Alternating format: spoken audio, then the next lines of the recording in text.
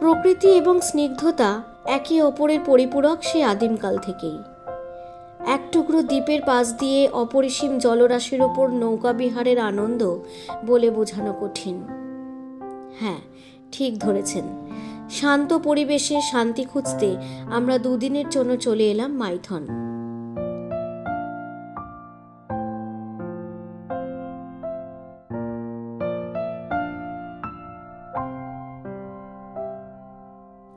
আদপে এটি ডিভিসির 4টি বাঁধের মধ্যে একটি। বরাকর নদীর ওপর ডিভিসির এই বাঁধটি তার সৌন্দর্যতার জন্য স্বতন্ত্র হয়ে উঠেছে। এটি ঝাড়খণ্ড রাজ্যের ধানবাদ শহর থেকে প্রায় 48 কিলোমিটার দূরে অবস্থিত। 15,712 ফুট দীর্ঘ ও 165 ফুট উচ্চ এই বাঁধের নির্মাণ হয়েছিল প্রধানত বন্যা নিয়ন্ত্রণ করার জন্য এবং 60,000 কিলোওয়াট জলবিদ্যুৎ উৎপাদনের জন্য। কথিত আছে মাইকা স্থান থেকে এই মাইথন নামটি এসেছে, যার অর্থ মা কল্যাণেশ্বরী স্থান।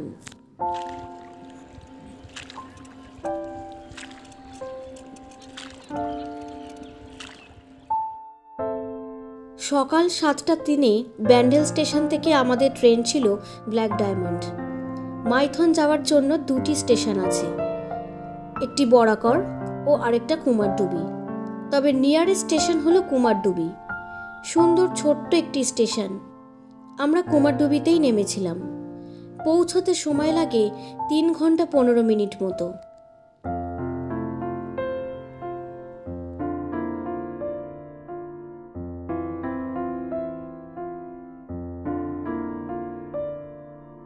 স্টেশনে নামতেই অটো চালকরা আপনাকে ভাড়া নিয়ে যাওয়ার জন্য দাঁড়িয়েই থাকবেন, তাই স্টেশন থেকেই অটো পেতে অসুবিধা হবে না।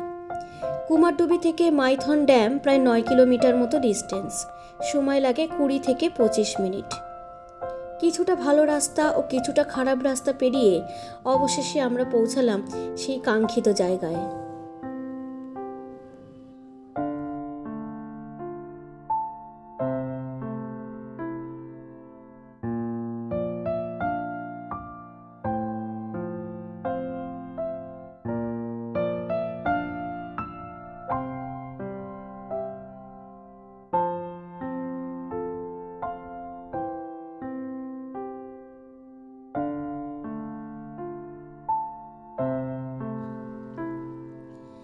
মাইথন পাওয়ার লিমিটেড একটি বিদ্যুৎ উৎপাদন কেন্দ্র। এটি টাটা পাওয়ার এবং দামোদর ভ্যালি কর্পোরেশনের যৌথ উদ্যোগ। জানা গেছে উদ্যোগটি ভারতের ঝাড়খণ্ড রাজ্যের নিশা জেলা ধানবাদে 1050 মেগাওয়াট ক্ষমতা প্রয়োগ করছে। এই প্রকল্পটি সাবক্রিটিক্যাল প্রযুক্তি ব্যবহার করে ভারতের প্রথম 525 মেগাওয়াট ইউনিট তাপবিদ্যুৎ কেন্দ্র।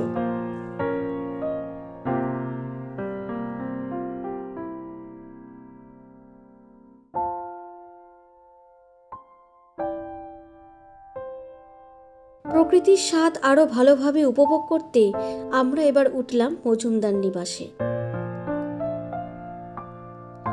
এই সুন্দর মজুমদার নিবাসে থাকতে গেলে কিন্তু সেখানে গিয়ে বুকিং করলে হবে না। আগে থেকে ডিভিসির অফিসে মেল করে বুকিং ডেট জানাতে হবে ওনাদের। যদি তারা অ্যাপ্রুভ করেন তাহলে আপনাকে রুম নাম্বার দিয়ে তারা কনফার্ম করবেন। মজুমদার নিবাসের সম্পূর্ণ তথ্য নিয়ে আরেকটি পর্বে আপনাদের জানাবো। এবার আসি কি কি দেখবেন মাইথনে এসে সেই প্রসঙ্গে। যেদিন পৌঁছালাম সেদিন বিকেলে আমরা গেলাম নৌকা বিহারে। টিকিট কাটলাম শুধু সবুজ দ্বীপে যাওয়ার জন্য। বোট পিছু 1000 টাকা। ফুরফুরে হাওয়ায় ফ্যামিলি স্টোরি শেয়ার করতে করতে আমরা পৌঁছালাম সবুজ দ্বীপে।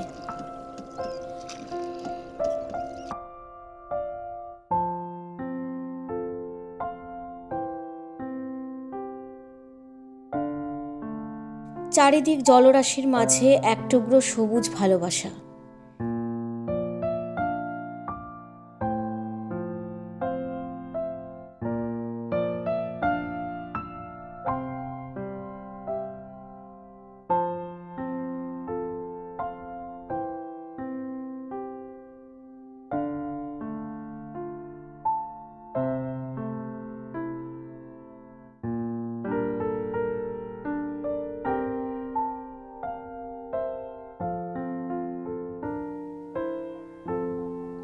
সেখানে প্রকৃতির নানান মুহূর্তকে কাছ থেকে দেখে ফিরলাম আগের গন্তব্যেই।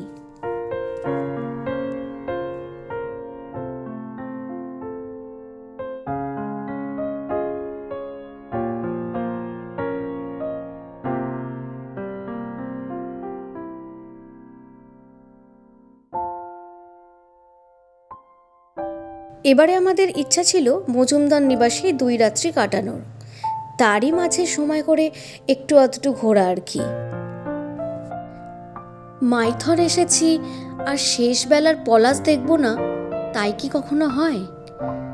তাই পরের দিন ভোরবেলায় প্ল্যান করে ফেললাম বরন্তি যাবার, যদি কিছু পলাশ দেখা যায়। যেমন ভাবা তেমন কাজ।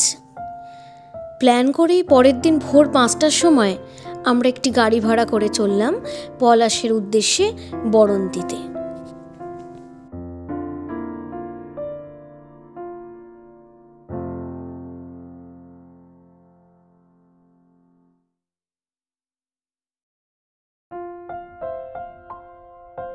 শুনেছি বরন্তিতে সূর্যাস্তের শোভা নাকি অপরূপ, কিন্তু সেইটা দেখার সুযোগ আমাদের হলো না, কারণ আমাদের ফিরতে হতো ঠিক লাঞ্চের আগেই।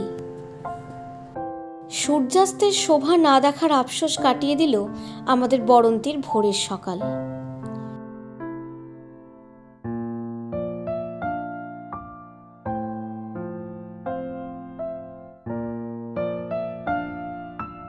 ফুরফুরে হাওয়ায় বরন্তির লেকের কিছুটা সময় কাটিয়ে আমরা চললাম আবারও পলাশের উদ্দেশ্যে। মনে মনে ভাবছিলাম, এত দূর যার উদ্দেশ্যে এলাম সে আমাদের নিরাশ করবে না তো?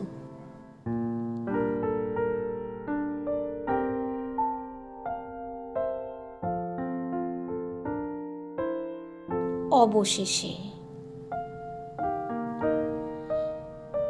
লাল পুড়ে যাওয়ার শেষ বেলার পলাশের দেখা পেলাম। কিছুটা মনে হলো আমাদের জন্যই যেন অপেক্ষা করছিল। কি যে ভালো লাগছিল, আশাটা এবার মনে হলো যেন সার্থক হলো।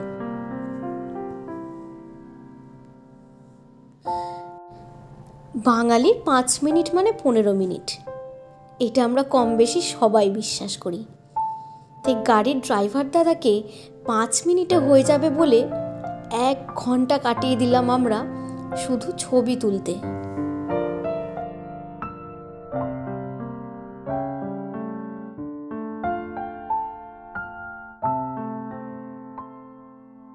যেতে যেতেই আমরা প্ল্যান করে ফেললাম গড় পঞ্চকোট আর পাঞ্চেত ড্যাম দেখে তারপর আমরা ফিরব। তাই এবার চললাম আমরা গড় পঞ্চকোটের উদ্দেশ্যে।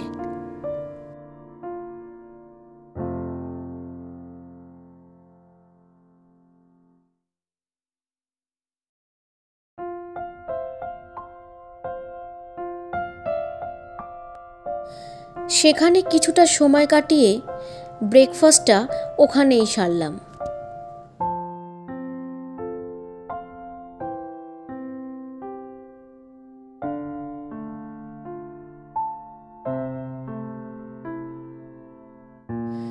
এবার আমরা পাঞ্চেত ড্যাম হয়ে আবার ফিরলাম মাইথনের উদ্দেশ্যে।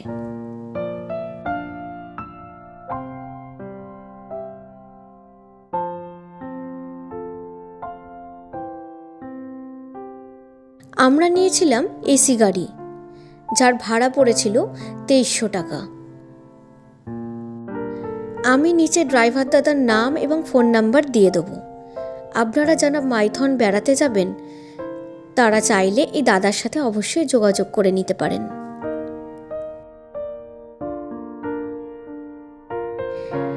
এভাবেই কাটলো আমাদের 2 দিনের ঝটিকা সফর। বাড়ি ফেরার কথা উঠলেই মনটা যেন কিরকম করে ওঠে, কিন্তু বাড়ি তো ফিরতেই হবে, না হলে পরের প্ল্যান করব কিভাবে? তাই ট্রেনে আসতে আসতেই আমাদের হয়ে গেল পরের প্ল্যান।